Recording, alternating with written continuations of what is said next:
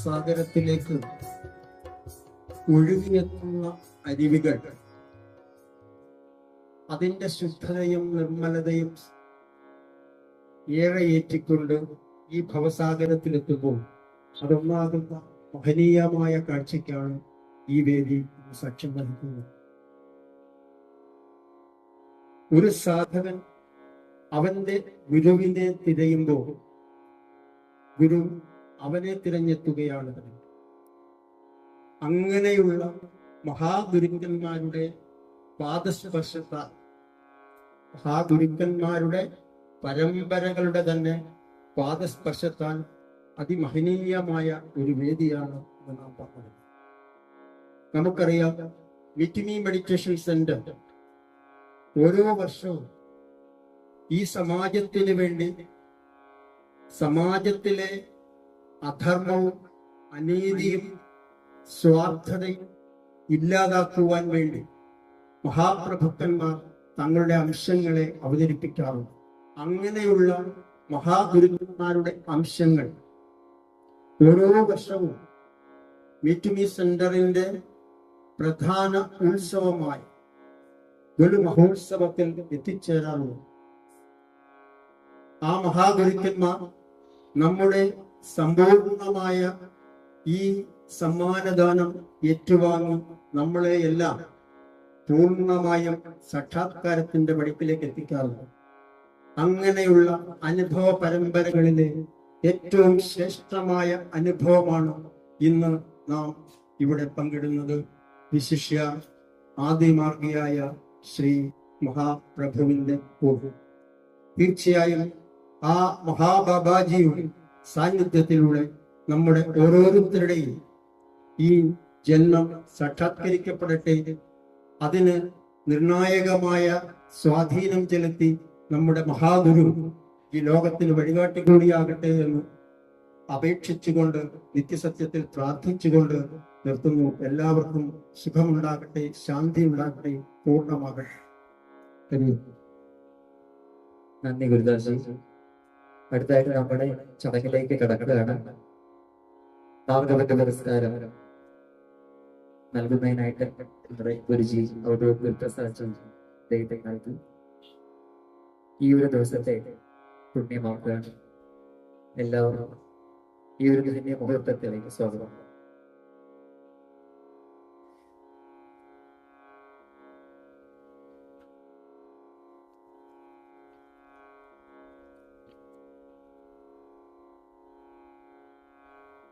ഒരു പ്രശംസാ പത്രം കൂടിയുണ്ട് നമ്മുടെ മീറ്റിലെ മെഡിറ്റേഷൻ സെന്റർ അദ്ദേഹം നൽകുന്നതിനാണ്. Letter of recognition. Meet to Meet Meditation Center at Bandra Thodan, Thiruvananthapuram aims at the holistic development of sadhaks towards self-realization through meditation. To fulfill the above goal, the center has decided to honor the selfless services rendered for betterment of materialistic and spiritual life of mankind. Hence, with great pleasure, the Margabandhu Puraskaram is being conferred to Adimargi Mahat Chandra Baba Matrugakula Dharma Raksha Ashram Sri Krishnapuram, Palakkad, for their noble humanitarian selfless service and holistic which maintains balance in universal harmony, in dedication to the eternal truth, our Guru Prasad. തിരുവനന്തപുരത്തെ ബാലരാമപുരം മീറ്റുമീ ധ്യാന കേന്ദ്രം ധ്യാന സാധകരുടെ ആത്മീയ വളർച്ചയ്ക്കും സമഗ്ര വികാസത്തിനുമായി പ്രവർത്തിച്ചു വരുന്നു. അതിനാൽ 2023 തെരഞ്ഞെടുക്കപ്പെട്ട ശ്രേഷ്ഠ വ്യക്തിത്വമായ ആദിമാർഗി മഹാചണ്ഡാള ബാബ അവർക്ക് മാർഗബന്ധ പുരസ്കാരം നൽകി ധ്യാന സെന്റർ ആദരിക്കുന്നു. ഒരു സാധകൻ അവന്റെ സാധന തന്നെ സമാജ സേവനത്തിനായി സമർപ്പിച്ച് ജീവിക്കുന്നവർക്ക് കൊടുക്കുന്ന പുരസ്കാരമാണ് മാർഗബന്ധ പുരസ്കാരം. ഇങ്ങനെയുള്ള വ്യക്തിത്വങ്ങളുടെ സേവനങ്ങൾ പ്രപഞ്ചത്തിന്റെ താളലയം നിലനിർത്തുവാൻ വളരെ വലിയ പങ്ക് വഹിക്കുന്നു. നിത്യസത്യത്തിൽ സമർപ്പിച്ചുകൊണ്ട് അവധൂത് ഗുരുപ്രസാദ് പ്രശസ്ത ഗുരുദാസ് ജി മഹാചണ്ഡാള ബാബ അവർക്ക് നൽകി ആദരിക്കും.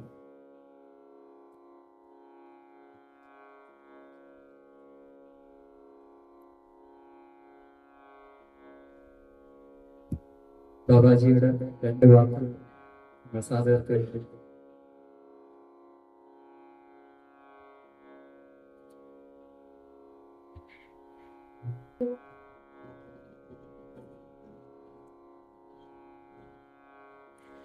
പാരിതിൽ കാണായതൊക്കെ പെറ്റിട്ടൊരു പ്രകൃതിയാം മാതാവേ, അമ്മതൻ മക്കളെല്ലാം ഒന്നായിരിപ്പൊരു കുടുംബമല്ലയോ മാതൃകുലം.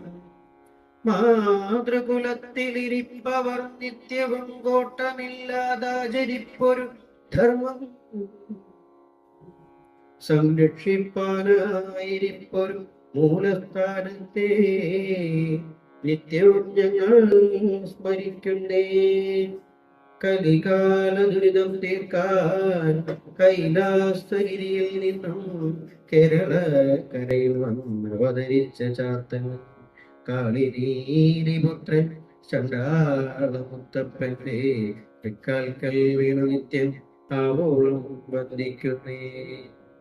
ആദിമുത്ത സമാരംഭ ചണ്ഡാളമുത്ത മധ്യമ ഭസ്മതാചാര്യ പര്യന്ത വന്ദേമുത്ത പര്യന്ത. ഹരിയോ നമസ്തേ. അതിന് ഒരു ക്ഷമാപണം നടത്തുകയാണ്. എന്താ വെച്ചാൽ കഴിഞ്ഞ ഒരു നവരാത്രി സമയത്താണ് ഇവിടേക്ക് ക്ഷണം കിട്ടിയത്. പക്ഷെ ആ ഒരു സമയത്ത് എത്തിച്ചേരാൻ പറ്റിയില്ല. അപ്പൊ അതിന് ഇവിടെയുള്ള ഈ ഒരു ആശ്രമത്തിലെ യോഗാ സെന്ററിലെ ഓരോരുത്തരോടും ഇവിടുത്തെ ആചാര്യരോടും അതുപോലെ തന്നെ എല്ലാ സ്വാർത്ഥികളോടും എല്ലാവരുടെയും ക്ഷമാപണം. പിന്നെ അത് കഴിഞ്ഞതിന് ശേഷം ചിലപ്പോൾ വേണമെങ്കിൽ അത് ഒന്നില്ല എന്ന് എഴുതിയിട്ട് നിങ്ങൾക്ക് മാറ്റി വെക്കാം. പക്ഷെ അതും ഇല്ല. എപ്പോഴാണ് ഇവിടെ വരുന്നേ, ഇത് വാങ്ങുന്നേ എന്നുള്ള ഒരു അന്വേഷണം ഉണ്ടായിട്ടുണ്ട്. അപ്പൊ അതും വലിയൊരു ആദരവായിട്ട് തന്നെ കാണുന്നത് വാങ്ങുന്നതിനപ്പുറം. പിന്നെ ഈ ഒരു മേഖലയില് കുറച്ചു കാലമായിട്ടുണ്ടെങ്കിൽ പോലും ഇത്തരത്തിലൊരു ആദരവ് ആദ്യമായിട്ട് തന്നെയാണ്. അത് വളരെ വിധത്തിലുണ്ട്. പിന്നെ ഇങ്ങോട്ട് കടന്നു വന്നപ്പോൾ ഒരു സന്തോഷം. എനിക്ക് ഏറ്റവും ഇഷ്ടപ്പെട്ട ഒരു നിറം നമ്മുടെ കൂടുതൽ ഇങ്ങനെ കാണാൻ. അത് ചോരയുടെ ചുവപ്പാണ് എന്നൊന്നല്ല അതിന്റെ അർത്ഥം. ഒരു ഉയർന്ന ഒരു സാധനാ പദ്ധതിയുടെ നിറമാണ് നിങ്ങള് അണിഞ്ഞിരിക്കുന്ന വസ്ത്രത്തിന്റെ നിറം. പിന്നെ നിങ്ങളുടെ ഗുരുവായി നിങ്ങൾ മുൻനിർത്തിയിരിക്കുന്ന പരമേശ്വരന്റെ ഭാവമുള്ള നിങ്ങളുടെ ഗുരു ആ പൂർണ്ണതയുടെ ആ ഒരു ശ്വേതവസ്ത്രം ധരിച്ച് വലിയ സന്തോഷമായി. ഇവിടുത്തെ ആചാര്യനെ നമ്മള് കുറച്ച് കാലം മുമ്പ് കേൾക്കുന്നത് അവിടെ ആരോ ഒരാൾ കാണാൻ വന്നപ്പോഴും കുഴപ്പം ഏകദേശം ബാബാജിനെയൊക്കെ പോലെ തന്നെയാണ്. കുറച്ച് മുഷിയൊക്കെ ഉണ്ട്. ബാബാജിയുടെ പോലെയൊക്കെ തന്നെയാണ്. ഏകദേശം ഒക്കെ കാണാൻ ഒരുപോലെയാണ്. നെഞ്ചൊക്കെ ഒരുപോലെയാണ് തോന്നുന്നു. സിസ്റ്റം ചിലപ്പോ അറിയാം. എന്നാൽ അങ്ങനെ ഒരു സൂചന പറഞ്ഞിട്ട് അങ്ങനെയാണ് അദ്ദേഹത്തിന്റെ ഒരു ഫോട്ടോ നമ്മൾ കാണുന്നത്. നമ്മള് പാലക്കാടല്ല, മലപ്പുറത്താണ്. അപ്പൊ അങ്ങനെയാണ് സൂചിപ്പിക്കേണ്ടത്. അപ്പൊ അങ്ങനെയാണ് ഇവിടെ ഒരു ആചാര്യൻ ഉണ്ടായി അദ്ദേഹത്തിന്റെ ക്ലാസ് നടക്കുന്നുണ്ടായിരുന്നു കാണുന്നത്. പിന്നെ അതിന് ശേഷം സുനിൽജിയുമായി ബന്ധപ്പെട്ട് ഇവിടുത്തെ ഈ ഒരു കാര്യങ്ങൾ ഇവിടെ പുരസ്കാരം വരുന്ന കാര്യമൊക്കെ പറഞ്ഞപ്പോ സന്തോഷമായി. ഇങ്ങനെ കാര്യം നടക്കുന്നുണ്ടായിരുന്നു. അപ്പോ ഇവിടെ വരുമ്പോ ഒത്തിരി ഇപ്പൊ തന്നെ നമുക്കറിയാം ഒരുപാട് സന്യാസി സഭകളും ആചാര്യ സഭകളും ഒക്കെ നടക്കുന്നുണ്ട്. നമ്മൾ ഇൻട്രൊഡ്യൂസ് ചെയ്തപ്പോ ഇവിടുത്തെ സാധകൻ പറയുണ്ടായി അനീതികൾക്കെതിരെയാണ് നമ്മൾ സംസാരിക്കുന്നത്. അപ്പോൾ ആവർത്തിച്ച് പറയാറുള്ളത് മറ്റുള്ളവൻ കരയുമ്പോൾ അവന്റെ കണ്ണീരൊപ്പാത്ത ആത്മീയത, ഒരു ആത്മീയതയിട്ട് നമ്മൾ കാണുന്നു. നമ്മളാരെല്ലാം കരയുമ്പോൾ പണ്ടത്തെ കർമ്മ സിദ്ധാന്തം പറഞ്ഞുകൊണ്ട് അത് അവന് ദൈവം കൊടുത്തതാണ്, അതുകൊണ്ട് അവൻ അങ്ങനെ കരയട്ടെ എന്ന് പറയുകയാണെങ്കിൽ നമ്മൾ വേണ്ടത് ആ ആത്മീയത നിങ്ങൾ തൊടിയിലേക്ക് എറിഞ്ഞു പോകും. കരയുന്നവന്റെ കണ്ണീരൊപ്പം അതൊരാൾ അടിച്ചിട്ടാണെങ്കിൽ അടിക്കുന്നതിനെ ചോദ്യം ചെയ്യാൻ നമുക്ക് ആക്കണം. നമ്മുടെ ആത്മീയതയെ പോകട്ടോ. നിങ്ങളുടെ ഗുരു ഇതെല്ലാം പഠിപ്പിക്കേണ്ടത് നമുക്ക് അറിയില്ല. എന്തായാലും ശരി, നിങ്ങളുടെ ഗുരു പറയുന്നതാണ് നിങ്ങൾക്ക് വേദവാക്യം, ഒരു സംശയമില്ല. നമ്മളുടെ ഒരു കാര്യം പറയുകയാണ്. അപ്പൊ ഇപ്പൊ തന്നെ സന്യാസി സഭ നടക്കുന്നുണ്ട്, നമുക്ക് ക്ഷണം കിട്ടിയതാണ്. അപ്പൊ അതിൽ ചില സന്യാസിമാർക്ക് അതെങ്ങനെ ശരിയാകും? അയാളെ വിളിച്ച എങ്ങനെ ശരിയാകും? അയാൾ സന്യാസിയാണോ? ഒരു ചോദ്യമാണ്. നമ്മൾ സന്യാസിയാണ്. അപ്പൊ അങ്ങനെ ഉണ്ടായപ്പോ നമ്മൾ പറഞ്ഞു ശരി, നമ്മൾ പങ്കെടുക്കുന്ന വിഷയമൊക്കെ ആശ്രമത്തിന് ഡിക്ലെയർ ചെയ്തിരുന്നു. നമ്മൾ ഓർമ്മില്ല, നമ്മളിപ്പോ നിങ്ങൾക്ക് എല്ലാവർക്കും അറിയാം, പേര് പറയുന്നില്ല, നമ്മള് ആ സംഘടനയുടെ പരമോന്നതനായിരിക്കുന്ന സന്യാസി വൈദ്യൻ അദ്ദേഹത്തെ ആശ്രമത്തിന് വിളിക്കുകയും അന്വേഷിക്കുകയും ചെയ്തപ്പോ ബാബാജി വരുമ്പോൾ അദ്ദേഹം പറയുന്നത്, ബാബാജി വരുമ്പോൾ എന്റെ സങ്കടം എന്താണെന്ന് വെച്ച് കഴിഞ്ഞാൽ നമ്മുടെ ആശ്രമത്തിൽ വന്നപ്പോൾ പോലും നമ്മൾ ബാബാജിയെ വേണ്ടവണ്ണം ആദരിച്ച് സ്വീകരിച്ചിരുന്നു. പക്ഷെ ഈ ഒരു പരിപാടിക്ക് വരുമ്പോൾ മറ്റുള്ളവരത് ചെയ്യുമോ നമുക്ക് അറിയില്ല. വിഷമിപ്പിക്കുന്ന വാക്കുകൾ ചിലപ്പോൾ പറയും. അതുകൊണ്ട് വരാതിരിക്കുന്നതാണ് നല്ലത്, വേണ്ടതല്ല, വരാതിരിക്കുന്നതാണ്. അടുത്ത ആചാര്യസഭയ്ക്ക് വരാം, പക്ഷെ അവിടെയും ബാബാജി എന്തിനു വരുന്നോന്ന് അറിയില്ല. വന്നു കഴിഞ്ഞാൽ അവര് വേണ്ട ആദരവ് തരില്ല. അപ്പോ അന്ന് വരാതിരിക്കുന്നു. അപ്പൊ എന്തുകൊണ്ടാണ് ആദരവ് തരാൻ ഒരു പ്രശ്നം നമ്മുടെ സന്യാസി വിജയന്മാർ, ആചാര്യന്മാർ, പ്രത്യേകിച്ച് ഹൈന്ദവ ആചാര്യന്മാർ? അവിടെയാണ് അദ്ദേഹം പറഞ്ഞ പോലെ മലവാരം എന്ന് പറയുന്ന ഒരു സമ്പ്രദായത്തെ അതെന്താന്ന് പോലും നമുക്ക് അറിയില്ല. മലബാരം എന്താന്ന് അറിയില്ല. നമ്മള് മലബാർ എന്നൊക്കെ കേൾക്കുമ്പോൾ നമ്മുടെ മനസ്സിലേക്ക് ഓടിയെത്ത കുറെ മാപ്പിള ലഹളയും മുസ്ലിങ്ങളൊക്കെയാണ് വരിക. പക്ഷെ അവരൊക്കെ വിദേശികളാണ്. ഇവിടെയുള്ള ആളുകൾ മതം മാറിയതാണെങ്കിൽ അവര് വിദേശീയ സംസ്കാരത്തിലാണ്. അതാണല്ലോ ഇസ്ലാം. അപ്പൊ അതിനു മുമ്പ് ഇവിടെ മലബാരം ഉണ്ടാവില്ല. ഈ മണ്ണിന്റെ നാമമാണ് മലബാർ. നിങ്ങൾ പഴയ ടെക്സ്റ്റ് ഒക്കെ വായിക്കുമ്പോൾ നിങ്ങൾക്ക് മലബാറും മദിരാസിയൊക്കെ കാണാൻ പറ്റും. നമ്മളിവിടുന്ന് കേരളീയർ എവിടെയും പോയി കഴിഞ്ഞാൽ മലബാറികൾ തന്നെ വിളിക്കാം. അപ്പൊ മലബാറി ബകാരം, മാവേലി മഹാബലി എന്നല്ലേ ബകാരം. അപ്പൊ അതാണ് ഈ ഒരു മലവാരം, മലബാർ. അപ്പൊ അതിന്റെ മലകളും വാരങ്ങളും നിറഞ്ഞ താഴ്വരകളും നിറഞ്ഞ ഒരു സംസ്കൃതി. അന്ന് കൈലാസമാണെങ്കിലും ഇന്ന് കന്യാകുമാരി ആണെങ്കിലും അല്ലെങ്കിൽ നമ്മുടെ ഈ ഒരു പുണ്യഭൂമി ആണെങ്കിലും ഇതിലൂടെ എന്ത് ആത്മീയതയാണ് നമ്മൾ പറയുന്നത്? ഈ കൈലാസത്തിലൂടെയും ഈ പറയുന്ന ഈ ഭൂമിയിലൂടെയും എന്ത് ആധ്യാത്മികതയാണ് നമ്മൾ പറയുന്നത്? ആ പറഞ്ഞതിന്റെ ആദിമ സ്വരൂപമാണ് മലബാർ. ആദിമമാകുന്നത് കൊണ്ട് തന്നെ നിങ്ങളിൽ പല അമ്മമാരും ഇരിക്കുന്നുണ്ട്. എത്രത്തോളം പഴയ സംസ്കൃതിയെ ഉൾക്കൊള്ളുന്നു അവർക്ക് ആ പഴമയുടെ മുഖം നമുക്കിവിടെ കാണാൻ പറ്റും. അത് കരുതി നമ്മൾ ഇന്ന് അവര് മോശമാണെന്ന് പറയാൻ പറ്റും. നമ്മളെപ്പോലെ ചിലപ്പോൾ ഒരു മേക്കപ്പ് ചെയ്ത് ഇപ്പൊ ചുരിദാറുമില്ല. കലാപരമ്പടി ഒരു പണ്ട് സ്റ്റേജ് പെർഫോമൻസ് പറയുണ്ടായി, ഇങ്ങനെ തള്ളമാർക്ക് ചുരിദാർ വാങ്ങി കൊടുക്കരുത് എന്ന്. അപ്പൊ അത് പറഞ്ഞ പോലെ അങ്ങനെയൊന്നും പറയാൻ പാടില്ല. ആളുകളുടെ ആ പ്രായത്തിൻ്റെതായിരിക്കുന്ന അവരുടെ ഒരു ചിന്താ പദ്ധതിയാവട്ടെ, സംസ്കാര ശൈലിയാവട്ടെ, ജീവിത ശൈലിയാവട്ടെ, സമ്പ്രദായങ്ങളിലുമുണ്ട്. അതാണ് സമ്പ്രദായത്തിന്റെ തനിമ. അപ്പൊ ആ തനിമ ഇവിടെ നശിപ്പിച്ചുകൊണ്ട് അത്തരത്തിൽ ഒരു ഏതൊരു ജനതയുടെയും ഭാരതത്തിന്റെ സവിശേഷത ഏതൊരു മനുഷ്യനും ശ്രേഷ്ഠനായിട്ടാണ് ജനിക്കുന്നത് എന്നത്. എന്നാൽ നമ്മൾ പഠിക്കുന്ന വിഷയത്തിൽ നമ്മൾ പഠിക്കുന്നത് എന്താണ്? ജന്മനാജായതേ ശൂദ്ര, ഇങ്ങനെയാണ് നമ്മൾ പഠിക്കുന്നത്. നമ്മൾ പറയുന്നത് തെറ്റാണ് നമ്മുടെ വാദം. ജന്മനാജായതേ ശൂദ്ര എന്ന് പറഞ്ഞു കഴിഞ്ഞാൽ ശൂദ്രൻ എന്ന് പറഞ്ഞാൽ ശ്രുതിയിൽ നിന്ന് വേദത്തിൽ നിന്ന് അറിവിൽ നിന്ന് അകന്നു നിൽക്കുന്നവെന്നാണ്. അപ്പൊ നമ്മൾ വളരെ അറിവ് അങ്ങനെ അകന്നു നിൽക്കുന്നതാണോ? അങ്ങനെ പറയുമ്പോൾ നിങ്ങൾ ജന്മം കൊണ്ട് ശൂദ്രനാണെന്ന് പറയുമ്പോൾ ശൂദ്രത്വത്തിന് മഹത്വം കൽപ്പിക്കുന്നുണ്ടെങ്കിൽ പിന്നെ നിങ്ങൾ ശൂദ്രനോട് ബ്രാഹ്മണനാകാൻ പറയില്ല. ശൂദ്രൻ മഹത്തരമാർന്നൊരു പദമാണെങ്കിലും അതിൽ ശ്രേഷ്ഠമായ തട്ടാണെങ്കിലും ശൂദ്രനോട് ബ്രാഹ്മണനാകാൻ പറയില്ല, ശൂദ്രനായ മകനെ പറയാം. അപ്പൊ ശൂദ്രൻ പാപിയാണെന്നും ശൂദ്രൻ ജനിക്കുമ്പോൾ തന്നെ പാപിയാകുന്നു എന്നൊരു സ്വരം അതിന് വരുമ്പോൾ നമ്മൾ ഇൻസൾട്ട് ചെയ്യുന്നത് ആരെയെന്നാണ്? ആ മഹായോനിയെയാണ്, നമ്മുടെ മാതൃയോനിയെയാണ്, നമ്മളെ അമ്മയെയാണ്, നമ്മുടെ അച്ഛനെയാണ്. അപ്പൊ അതിനെ നിന്ദിക്കുന്ന രീതിയിൽ ആ ശൂദ്രപാദം തന്നെ നമ്മൾ പറയുന്നത് തെറ്റാണ്. ജന്മം കൊണ്ട് തന്നെ നിങ്ങൾ ശ്രേഷ്ഠരാണ്. ഓരോ കുലങ്ങളും ശ്രേഷ്ഠരാണ്. കാരണം ഭാരതത്തിൽ പിറന്നു വീഴുക എന്നുള്ളത് തന്നെ ഏറ്റവും പുണ്യമായ ഒരു കാര്യമാണ്. ഭാരതം ഇന്നത്തെ ഒരു ഭാരതമല്ല, ശാലാണ് കുടിക്കും. ഇവിടെ പിറന്നു വീഴുക എന്ന് തന്നെ പുണ്യമായ കാര്യമാണ്. ഇപ്പൊ പിറക്കുക തന്നെ പുണ്യമാകുമ്പോൾ എല്ലാവരും പുണ്യാത്മാക്കളാണ്. ആ ജനിക്കുന്ന സമയത്ത് ഓരോരുത്തർക്കും ശ്രേഷ്ഠവും വിശിഷ്ടവുമായിട്ടുള്ള സാധനാ പദ്ധതികൾ അവന്റെ ജന്മത്തിൽ തന്നെയുണ്ട്, അവന്റെ മാതാപിതാക്കളുടെ പരമ്പരയിൽ തന്നെയുണ്ട്. അതുകൊണ്ടാണ് മനു തന്നെ പറയുന്നത് കുലം രണ്ട് വിധത്തിലുണ്ട്. മനുസ്മൃതി ഏറ്റവും കൂടുതൽ ആക്ഷേപിക്കപ്പെടുന്ന ഗ്രന്ഥമാണ്. നമ്മളുടെ ഒരു കാഴ്ചപ്പാട് വേറെയാണ് മനുസ്മൃതി. പറഞ്ഞങ്ങനെ കട്ട് ചെയ്ത് പോകുമ്പോൾ എനിക്കൊന്നും പോകുന്നില്ല. എന്തായാലും പുറം ലോകം കാണുന്ന ഒരു രീതിയിലല്ല, അല്ലെങ്കിൽ മഹാനായ അംബേദ്കർ വ്യാഖ്യാനിച്ച അതേ രീതിയിലല്ല നമ്മൾ വ്യാഖ്യാനിക്കുകയാണ്. അദ്ദേഹത്തിന്റെ വ്യാഖ്യാനത്തെ ചോദ്യം ചെയ്യുന്നില്ല. പക്ഷെ അങ്ങനെയല്ല നമ്മുടെ കാഴ്ചപ്പാട്. അപ്പോ ആ രണ്ട് കുലം എന്ന് പറയുമ്പോൾ ഒന്ന് മാതൃകുലവും ഒന്ന് ഗുരുകുലവും. നമ്മളിപ്പോൾ ഇരിക്കുന്ന ഒരു ഗുരുകുലത്തിലാണ്, ഇരിക്കുന്ന ഒരു ഗുരുകുലത്തിലാണ്. എന്നാൽ നമുക്ക് മാതൃപിതൃ കുലവും ഉണ്ട്. അപ്പൊ ആ കുലവും ശ്രേഷ്ഠമാകുമ്പോൾ അത്തരത്തിലൊരു കുലമാണ് ഈ മലബാരത്തിന്റെ ഉള്ളത്. അതിവിടുത്തെ ആദിമ സമ്പ്രദായമാണ്. അതിന് ദൈവസങ്കല്പങ്ങൾ നമ്മൾ കേൾക്കുന്ന പോലെ വിഷ്ണുവും ശിവനും ശങ്കരനാരായണനും ഒന്നും ആയിരിക്കില്ല. അവിടെ നിങ്ങൾ ഈ തിരുവനന്തപുരത്ത് ഏറ്റവും കൂടുതൽ കേട്ടിട്ടുണ്ടായിരിക്കുന്ന മാടനും മറുതയും ചാത്തനും നീലിയും ഓരനും ദണ്ഡനും മുണ്ടനും കാളിയും കൂളിയും ഭൂതഗണങ്ങളൊക്കെ. നമുക്കിത് കേൾക്കുമ്പോൾ തന്നെ നമ്മൾ പഠിച്ചിരിക്കുന്നത് എന്താണ്? നമ്മൾ അക്കാഡമിക് മൂല്യമുള്ള ഈ വൈദേശികമായ കൊളോണിയൽ വിദ്യാഭ്യാസം ഉണ്ടാക്കിയെടുത്തിരിക്കുന്ന ആ സിസ്റ്റം നമ്മുടെ സന്യാസി വര്യന്മാരിലൂടെ പോലും കടന്നുപോയിട്ടുണ്ട്. അങ്ങനെ അവർ പറഞ്ഞതാണ് ഇത് ദുർമൂർത്തികളാണ് എന്ന് പറഞ്ഞിട്ടുണ്ട്. അപ്പൊ ഇത് ദുർമൂർത്തിയാണെന്ന് നമ്മളുടെ ബ്രെയിനിൽ നമ്മൾ കയറ്റി വെച്ചുകൊണ്ടാണ് നമ്മൾ അങ്ങനെ തന്നെ കരുതുകയാണ്. ദുർമൂർത്തിയാണ്, പഠിച്ചു വെച്ചിരിക്കുന്നത് ദുർമൂർത്തിയാണ്. അതുകൊണ്ട് ഇത് കേൾക്കുമ്പോഴും ഇത് കാണുമ്പോഴും നമ്മൾ മനസ്സിലാക്കി ദുർമൂർത്തിയാണ്. ആ ദുർമൂർത്തിയാണെന്ന് പറയുമ്പോൾ നമ്മൾ അറിയാതെ പറയുന്ന ഒരു കാര്യമുണ്ട്. ഇതിന്റെ പരമ്പരകൾ മുഴുവൻ, ഇതിനെ ആചരിക്കുന്നവർ മുഴുവൻ ദുരാത്മാക്കളാണ്, ദുർജന്മങ്ങളാണ്, ദുഷിപ്പ് ജന്മങ്ങളാണ്, അധമന്മാരാണ്.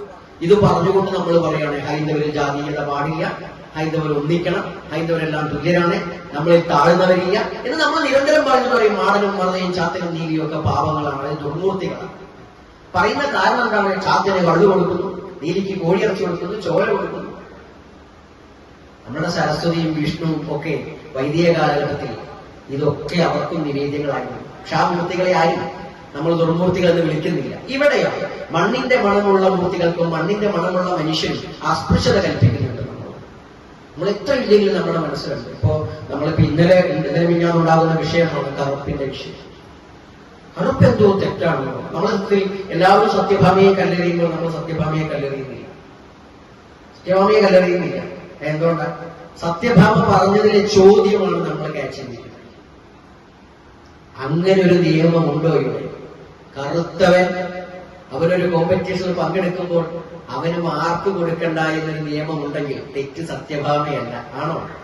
സംവിധാനമാണ്. സത്യഭാമ അത് പറഞ്ഞു എന്നേ ഉള്ളൂ. പക്ഷെ നമ്മളെന്താണ്, സത്യഭാമ വെളുത്തൊരു സ്ത്രീയാകുന്നത് കൊണ്ട് സത്യഭാമയൊക്കെ പോലത്തെ തമ്പുരാട്ടിയാണ് നമ്മളാണ് എഴുതുക. എനിക്കറിയില്ല, നമുക്കറിയില്ല അവരുടെ ജാതിയൊന്നും നമുക്കറിയില്ല. അവരുടെ സംസാര ശൈലി കുറച്ച് മര്യാദ ഓരോരുത്തർക്കും ഒരു ക്യാരക്ടർ ഉണ്ട്. പറഞ്ഞത് ശരിയല്ല എന്നായി. എന്നാൽ പോലും അങ്ങനെ കാണുമ്പോൾ അവരുടെ ചോദ്യം നമ്മൾ അത് മാറ്റിവെക്കണം. ആരും ചർച്ച ചെയ്യണം. അത് യാഥാർത്ഥ്യമാണ്. ഒരു കറുത്തവന് കൊടുക്കുന്ന ഒരു വാല്യൂ, കറുത്തവൾക്ക് കൊടുക്കുന്ന ഒരു വാല്യൂ എങ്ങനെയാണ് നിങ്ങൾ ചിന്തിക്കുക? എന്താണ് നമ്മുടെ സമൂഹത്തിൽ നമ്മുടെ കാഴ്ചപ്പാട്? ആ കുട്ടിക്കുണ്ടാകുന്ന, ആ കുട്ടി ജനിച്ച് മരിക്കുന്നതിനുണ്ടാകുന്ന മാനസികാവസ്ഥ എന്താണ്? അത് മാറണ്ടേ? ഈ കറുപ്പിന്റെ ഈ ചിന്താഗതി ജാതിയല്ല. കറുത്ത നമ്പൂതിരിമാരെ കണ്ടാൽ പോലും നമ്മൾ പറയുന്ന ഈ ഒരു നമ്പൂതിരി അല്ലാന്ന് തോന്നുന്നു. നമ്മളുടെ മൈൻഡ് അതാണ്. നമ്മൾ ഈ കൊളോണിയൽ വിദ്യാഭ്യാസം ഉണ്ടാക്കിയിരുന്ന മൈൻഡ് സെറ്റ് ഗുരുകുല വിദ്യാഭ്യാസത്തിൽ ഭാരതീയ സംസ്കാരത്തിൽ ഉണ്ടായതല്ല. അപ്പൊ അത് തന്നെയാണ് ദേവതകളിലുള്ളത്. അപ്പൊ ഇത് മാറിപ്പോകണമെങ്കിൽ എന്ത് വേണം? നമ്മള് സ്വയമേവ അറിയില്ല. അപ്പൊ നമ്മള് കൂടുതൽ അതിനെ കുറിച്ച് പറയാൻ ഉദ്ദേശിക്കുന്നത് എന്തായാലും ശരി, ഇവിടെ ഒരു പദ്ധതി ഉണ്ടായിരിക്കും, ഇവിടുത്തെ ആചാര്യൻ ആസൂത്രണം ചെയ്തൊരു പദ്ധതി ഉണ്ടായിരിക്കും. ആ പദ്ധതിയിലൂടെ പോകുമ്പോൾ ഒരു ഗുരുവിന് ചെയ്യാൻ പറ്റുന്ന ഏറ്റവും നല്ല കാര്യം മറ്റുള്ള ദർശനങ്ങളുടെ ആദരവുണ്ടാവുക എന്ന്. സ്വന്തം മാതാപിതാക്കൾ നമുക്ക് അമ്മയച്ഛനുമാണ്, ഒരു മാറ്റവും ഇല്ല. പക്ഷേ അപ്പുറത്തെ അമ്മയെ അമ്മയെന്നും അച്ഛനെ അച്ഛ എന്നൊക്കെ വിളിക്കുന്ന ഒരു ശൈലിയാണ് നമ്മൾ. അത് നമ്മുടെ അമ്മയെ മോശക്കാരിയാക്കിയിട്ടല്ല അയാളെ അച്ഛ എന്ന് വിളിക്കും.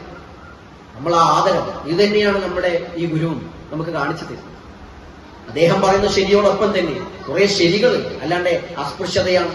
അത് ചാത്തനും നീലിയും മാടനും മറുതയും അല്ലെങ്കിൽ സരസ്വതിയും അല്ലെങ്കിൽ ഗുണോദ്ധാരികളും വൈദികോത്രാദികളും ഒക്കെ തെറ്റാണ്, അതല്ല എന്നല്ല.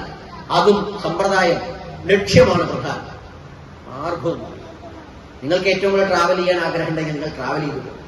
നിങ്ങളുടെ സ്വാഭാവികത നിങ്ങൾ മാറ്റേണ്ടതില്ല എന്നാണ് നമ്മൾ ആശ്രമത്തിന് പറയുന്നത്. സ്വാഭാവികത മാറ്റണ്ട. എല്ലാവർക്കും ഓരോ പദ്ധതിയുണ്ട്. ഈ പദ്ധതിയിൽ നിൽക്കുന്നവർക്ക് ഈ പദ്ധതിയിൽ നിൽക്കാം.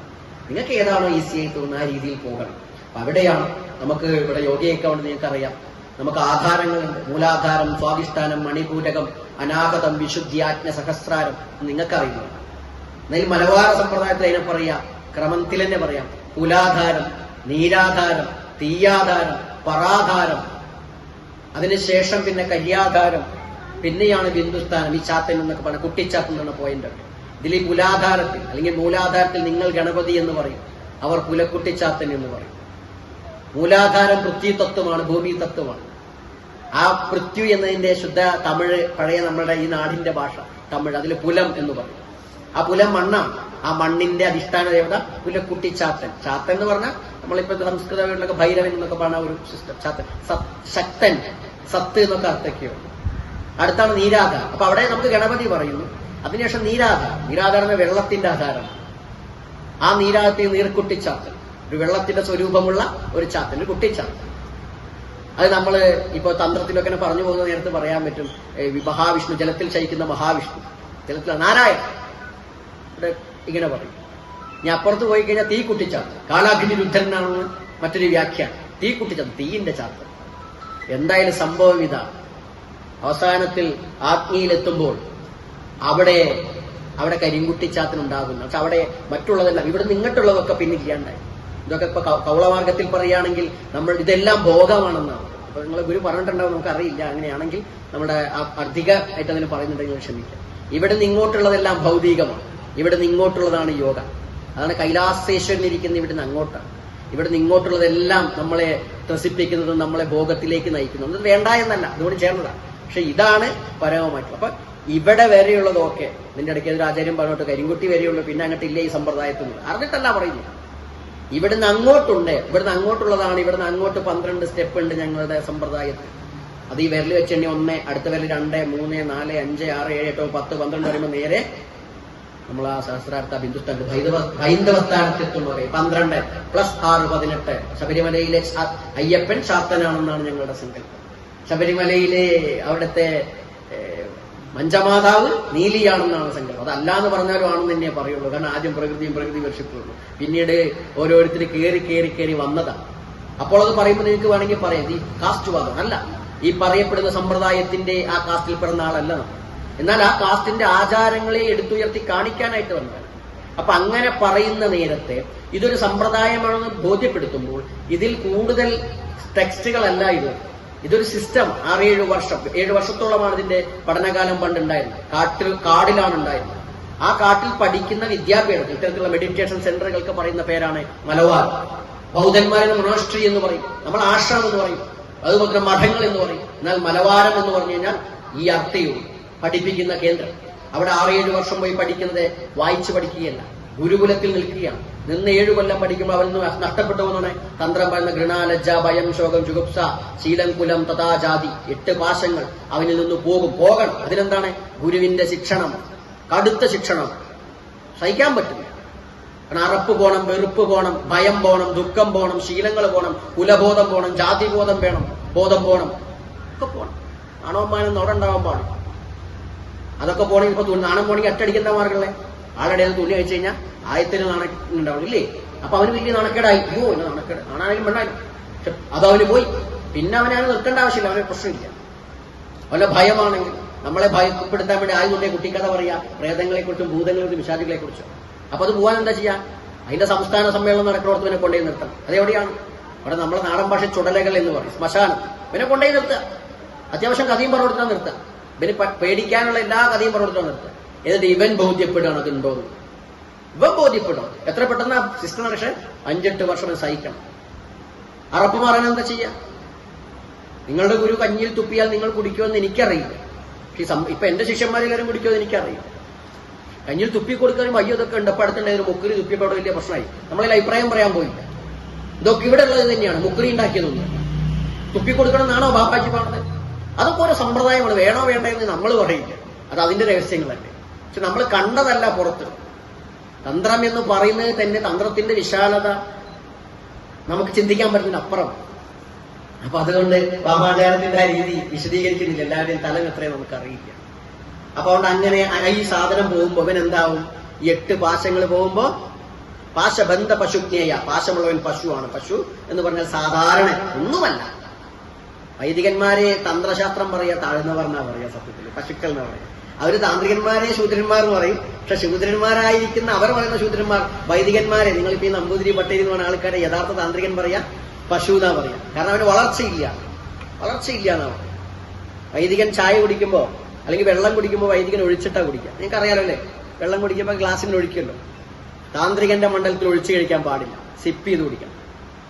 അപ്പൊ അവര് പറയുന്നത് ഇത് താഴ്ന്നവനാണ്. അല്ല, അവരോട് ഉമിനീര് അശുദ്ധിയാണ്. അപ്പൊ നിങ്ങൾക്കും പറയാം അശുദ്ധി, രോഗമൊക്കെ വരില്ലേക്ക് പറയാം. പക്ഷെ തന്ത്രത്തിന്റെ ഉയർന്ന കാഴ്ചപ്പാടാകുന്നില്ല. അത് ഏം ഐം ഓം ഔം അം ആ അക്ഷരം ബ്രഹ്മ. ഇതാണ് തന്ത്രത്തിന്റെ കാഴ്ചപ്പാട്. അവിടെ എന്താ അശുദ്ധി? നമ്മൾ തന്നെ ബ്രഹ്മായിരിക്കുമ്പോ നമ്മളുടെ ചുണ്ടും ചെറിയും തുപ്പയിൽ എന്താ ശുദ്ധി? അത് താന്ത്രികന്റെ കാഴ്ചപ്പാട്. മറ്റവന്റെ കാഴ്ച മോശമല്ല. അപ്പൊ ഇങ്ങനത്തെയൊക്കെ സിസ്റ്റം നമ്മളിടയിൽ നിൽക്കുമ്പോൾ അതിന്റെ ആദിമ തട്ടാണ് ഈ മലബാറൊക്കെ. വാമാചാരം എന്ന് പറയുന്നത് സപ്താചാരങ്ങളിൽ വാമാചാരം, ശുദ്ധ വാമാചാരം. സ്ത്രീകളാണ് ശരിക്കും അതിന്റെ അധികാരികൾ. പക്ഷെ ഇന്ന് സ്ത്രീകൾക്കൊക്കെ അത്രയ്ക്ക് അങ്ങോട്ട് അതിനെക്കുറിച്ചുള്ള ധാരണയില്ല. ഉണ്ടെങ്കിലോ ഈ സമ്പ്രദായത്തിന്റെ വക്താക്കൾ തന്നെ മലീമസമാക്കിയിരിക്കും. ചാത്തൻ എന്ന് പറഞ്ഞാൽ ഇപ്പോൾ ചില ജില്ലകളൊക്കെ സത്യം പറഞ്ഞാൽ ഇതിന്റെയൊക്കെ ഒരു മാർക്കറ്റിംഗ് കേന്ദ്രമാണ്. അങ്ങനെ ചിത്രീകരണം ഉണ്ട്, ഇല്ല എന്ന് നമ്മൾ പറയുന്നില്ല. ഒരു വിഭാഗം അതിന്റെ ആളുകൾ തന്നെ അതിൽ നശിപ്പിക്കുന്നു. വൈദികന്മാർ വൈദികത്തെ നശിപ്പിച്ച പോലെ, മറ്റു താന്ത്രികന്മാർ താന്ത്രികത്തെ നശിപ്പിച്ച പോലെ മലബാർ സമ്പ്രദായത്തെ അതിന്റെ ആളുകൾ തന്നെ ചാത്തനെയും മാടനെയും മർദ്ദയും കാണിച്ച് ഭയപ്പെടുത്തിക്കൊണ്ട് നശിപ്പിക്കുന്നുണ്ട്. എന്നാൽ നിങ്ങൾ അറിയുക, അത് ഭയപ്പെടുന്നൊരു സാധനമല്ല. നമ്മളെല്ലാം ഉപയോഗിക്കുന്ന ഈ യോഗാപത്തിന്റെ ഒരു ഭാഗമാണ്. അങ്ങനെ ഇരിക്കുമ്പോൾ ഈ സമ്പ്രദായം ഒരു സന്യാസമല്ല എന്ന് നമ്മളുടെ ആചാര്യന്മാർ തന്നെ വിധി എഴുതുമ്പോൾ അവിടെയാണ് നിങ്ങൾ ഇൻട്രൊഡക്ഷൻ പറഞ്ഞത്. അനീതികൾക്കെതിരെ ശബ്ദിക്കുക. പത്രത്തിലാണ്. അങ്ങനെ വരുമ്പോഴാണ് ഇത്തരത്തിലുള്ള ആചാര്യന്മാർക്കും ഗുരുക്കന്മാർക്കും പ്രസക്തിയും നിങ്ങളെപ്പോലുള്ള ശിഷ്യന്മാർ കൂടെ നിൽക്കേണ്ടത്. അടുത്തൊരു സമ്പ്രദായത്തിന്റെ ആരംഭം അദ്ദേഹത്തിന്റെ ഗുരുവര്യയിലൂടെയോ ഇദ്ദേഹത്തിന്റെ സ്വന്തം തപസ്സിലൂടെയോ നമ്മുടെ ഈ ഗുരു ആർജിച്ച അറിവിനെ നിങ്ങളേക്ക് നൽകുമ്പോൾ അദ്ദേഹം ലക്ഷ്യം വെക്കുന്നത് ഭാരതത്തിലെ ഒരു പുതിയ സമ്പ്രദായത്തിന്റെ തുടക്കം. ആ സമ്പ്രദായത്തിന്റെ തുടക്കം ഇപ്പോൾ ഉണ്ടാകുന്നത് ഇതുവരെയും ഉണ്ടായിരുന്ന സമ്പ്രദായങ്ങളുടെ തുടക്കവും അതിന്റെ ആ യാത്രയുടെ ഒരു ഭാഗമാണ് എന്റെ ഉള്ളിരിക്കുന്ന സാക്ഷാൽ ബുദ്ധദേവന്റെ ശിരസ്. ഇതാണ് ഭാരതത്തിന്റെ പാരമ്പര്യം. രണ്ട് ഇന്നലകളെ മുറുകെ പിടിച്ച അതിന്റെ അനീതികളെ ഒത്തുചേർത്ത് പിടിച്ച് ഞാൻ അതിന്റെ അധികാരിയാണെന്നും ഞാൻ തന്നെയാണ് കൊടികുത്തിയപ്പനെന്നും ഞാനാണ് സർവജ്ഞനെന്നും പറഞ്ഞ് ഞാൻ എന്റെ പൂർവികനാണ് സർവജ്ഞ കീറിയത്, അതുകൊണ്ട് ഞാൻ മാത്രമാണ് എന്റെ അവകാശി, ഞാൻ തന്നെയാണ് നിങ്ങളുടെ തലതൊട്ടപ്പനെന്ന് ആരെങ്കിലും പറയുന്നു എങ്കിൽ പോടാ, ക്ഷമിക്കട്ടെ ഞാൻ ഇങ്ങനെയൊക്കെ സംസാരിക്കും, എന്റെ ശൈലി പോടാ, ഞാനാണോ വഴിമാറേണ്ടത് നീയാണോ വഴിമാറേണ്ടത് എന്ന് ചോദിച്ചാൽ സാക്ഷാൽ പരമേശ്വരനെ പോലെ ഓരോ ആചാര്യന്മാർ അവതരിക്കും. അവരെല്ലാവരും ചണ്ടാളൻ എന്ന് പേര് പറഞ്ഞില്ലെങ്കിലും അവരെല്ലാം ചണ്ടാളന്മാർ. എന്താണ് അവർ ചോദിക്കുന്നത്? ഈ അനീതികൾക്കെതിരെ അവർ ചോദിച്ചുകൊണ്ടിരിക്കുന്നത് നിങ്ങളാണോ വഴിമാറേണ്ടത്? ഭാരതാംബ പെറ്റ മക്കൾ ശാസ്ത്രങ്ങളെ മാറി മാറി പറഞ്ഞുകൊണ്ട് ക്യാപ്സ്യൂളായി പുനർമുറക്കി കൊടുക്കുമ്പോൾ പഴയ രീതിയിൽ പറയണമെന്ന് പറയുമ്പോൾ ഏറ്റവും സുഖം അല്ലാഹു അക്ബർ എന്ന് പറയാനോ അല്ലെങ്കിൽ കുരിശ് വരയ്ക്കാനോ ഒക്കെയാണ് ഈസി ആയിരിക്കുക. അപ്പോൾ അങ്ങോട്ട് പോകുന്നത് അതും ദൈവത്തിന്റെ പദങ്ങൾ തന്നെ. എന്നാൽ അങ്ങോട്ട് പോയി ഭാരതീയ സംസ്കാരം ഇല്ലാതാവുകയാണോ വേണ്ടത്, അതോ ഈ സംസ്കാരത്തിന്റെ ആത്യന്തിക തുകയെ ഞങ്ങൾ ഈ സമൂഹത്തിന് കൊടുക്കുകയാണോ വേണ്ടേ എന്ന് ചോദിച്ച് ശങ്കരന്റെ മുന്നിൽ നിൽക്കുന്ന ചണ്ടാളന്മാരെ പോലെ നിൽക്കുമ്പോൾ ഈ അനീതികൾ പറയും. അപ്പോഴാണ് നേരത്തെ പറഞ്ഞ പോലെ ഇത്തരം ഗുരുക്കന്മാരുടെ പ്രസക്തി. അതിനെന്ത് വേണം? നിങ്ങൾ ശിഷ്യന്മാർ. ഒത്തിരി ആളുകൾ വരുമ്പോ ഒരുപാട് ആൾക്കാരെ കണ്ടിട്ടുണ്ടാവും. നമ്മളൊക്കെ ഒത്തിരി ആൾക്കാർ അവിടെയൊക്കെ സത്യം പറഞ്ഞ ഫയല് കണ്ടിരിക്കാൻ ഞെട്ടും. എന്തോരം ഫയലാണെന്നറിയാം അവിടെ വന്നു പോയവന്മാരുടെ. പല ആൾക്കാരും ചിലപ്പോൾ നാട്ടിലുണ്ടാവും ആദ്യമാക്കി എന്നൊക്കെ പറഞ്ഞാൽ ആൾക്കാരെ പറയുമ്പോൾ ആവാൻ ശിഷ്യരാണെന്നൊക്കെ പറയും. എന്നാൽ നമ്മുടെ മനസ്സിലേക്ക് കയറുന്നവർ മാത്രമേ നമ്മുടെ ശിഷ്യരാകുള്ളൂ. അത് തുലോത്പം ചെയ്താണ്ട് 4 ആളും നമ്മുടെ ശിഷ്യരായിക്കളും നിർബന്ധിക്കുക. അതുപോലെ നിങ്ങൾ ഓരോരുത്തരും നിങ്ങളുടെ ഗുരുവിന്റെ മനസ്സിലേക്ക് സ്ഥാനം പിടിക്കുമ്പോഴേ ഉള്ളൂ നിങ്ങൾ ശിഷ്യരാകുന്നു. അദ്ദേഹം പറയുന്ന വസ്ത്രം ധരിക്കുന്നു നമ്മൾ, അദ്ദേഹം പറയുന്ന ആചരണങ്ങൾ ചെയ്യുന്നു, അത് മാത്രം പോരാ. നിങ്ങൾ അറിയാം എന്താണ് ഈ സംസ്കാരത്തിന്റെ ഏറ്റവും വലിയ സവിശേഷത? ഗുരു എന്ന സങ്കല്പമാണ്. ഗുരു സാക്ഷാൽ പരബ്രഹ്മ, ഗുരുവാണ് സാക്ഷാൽ പരബ്രഹ്മ. ആ പരബ്രഹ്മത്തെ നിങ്ങൾ അറിയാൻ വേണ്ടി വരുമ്പോൾ നിങ്ങൾ നിങ്ങളുടെ ഗുരുവിലേക്ക് നിങ്ങൾ യാത്ര ചെയ്യുക. ഈ ഗുരുവും നിങ്ങളും തമ്മിൽ എന്തെങ്കിലും നിങ്ങളുടെ ഉള്ളിൽ പോലും ഗുരു പോരാ, ഗുരു അങ്ങനെയോ ഇങ്ങനെയോ എന്തെങ്കിലും നിങ്ങൾക്ക് തോന്നിയാൽ നിങ്ങളും നിങ്ങളുടെ ഗുരുവും തമ്മിലുള്ള കണക്ഷൻ കിട്ടും. നിങ്ങൾ പാപികളാണ്. ഇവിടുന്ന് വണ്ടി അവിടെ എന്റെ അടുത്തേക്ക് വന്നാൽ പോലും മറ്റടുത്തേക്ക് പോയാലും പോലും നിങ്ങൾ ആ പാപം കൊണ്ട് അതുണ്ടാകരുത്. എല്ലാ ജലാശയത്തിലുള്ള വെള്ളം തന്നെയാണ്. എന്തെങ്കിലും മാലിന്യം ഉണ്ടെങ്കിലോ അത് നിങ്ങളെടുത്ത് കളഞ്ഞ് ശുദ്ധീകരിക്കണം. നിങ്ങൾക്ക് പറ്റും.